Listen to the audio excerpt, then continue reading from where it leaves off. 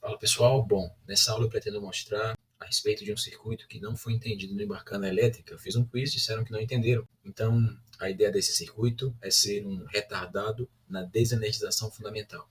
Fala pessoal, meu nome é Nathaniel Francia, sou chefe de máquinas e nesse perfil eu ajudo você a entender um pouco de elétrica naval. Esse circuito tem alguns componentes, como bateria, um interruptor, um capacitor, um resistor, um transistor, outros resistores e um LED. Bom, basicamente, imagine no loop externo, desprezando essa parte interna do circuito. É basicamente uma bateria, um resistor para limitar a corrente no LED, dividir a tensão com ele.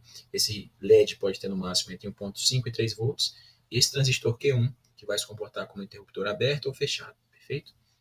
O propósito aqui é retardar na desenergização, ou seja, após eu soltar o switch, o LED permanecerá aceso durante algum tempo. Vamos simular o comportamento. Eu acionei a chave S1, o LED acendeu. Quando eu solto, demora um certo tempo para apagar. Retardo na desenergização. Vamos entender agora de onde vem esse retardo. Esse transistor basicamente tem 3 pontos. Um coletor, que é esse ponto onde o mouse está, o emissor, esse outro ponto, e a base, que é o ponto central. Quando eu aciono com tensão o ponto central à base, ele satura, se comportando como uma base fechada, como se fosse um interruptor. Quando eu tendo a zerar essa tensão, o que acontece? Ele se comporta como uma chave aberta. Então, vamos entender agora o comportamento desse conjunto entre capacitor e resistor. Tá? Eu estou usando só essa parte do circuito, simulando apenas essa parte do circuito aqui.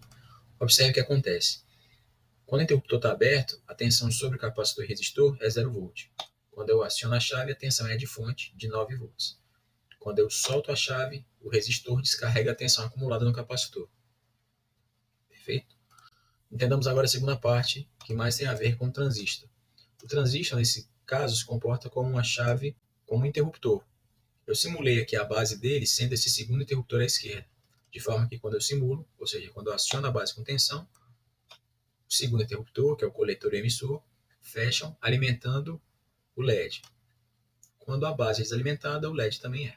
E quem faz isso? A tensão em C3 e R4, que a gente viu que ele descarrega com o tempo.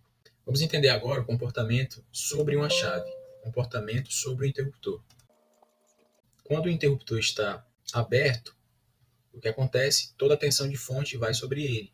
Veja, o interruptor está aberto, a gente tem praticamente 9 volts. Esse voltímetro não é ideal, por isso que não está dando 9 volts, mas um voltímetro ideal daria.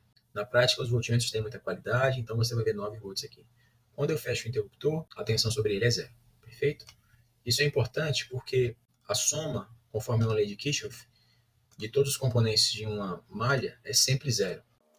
Percebe que quando a chave está fechada, a tensão sobre ela é zero, entretanto nos demais circuitos é 9. Ou seja, a soma das tensões dessa malha é 9 volts. Voltando ao circuito, a mesma coisa acontece. Se eu colocar um voltímetro sobre o resistor e o LED, um voltímetro sobre o resistor e o capacitor e um voltímetro sobre o nosso transistor, o que vai acontecer é, quando a chave está aberta, eu tenho basicamente Q1 se comportando como uma chave aberta. Quando o S1 é fechado, perceba que o LED acende, toda a tensão de fonte vai para ele. Quando eu solto o interruptor, a tensão cai vagarosamente aqui e esse interruptor começa a abrir. Perceba que quanto maior o valor de capacitor,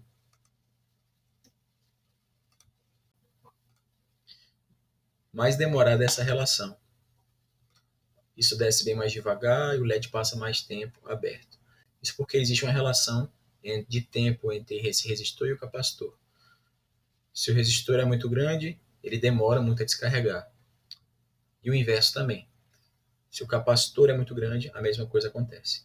E é assim que eu crio um retardo na desenergização fundamental. Valeu!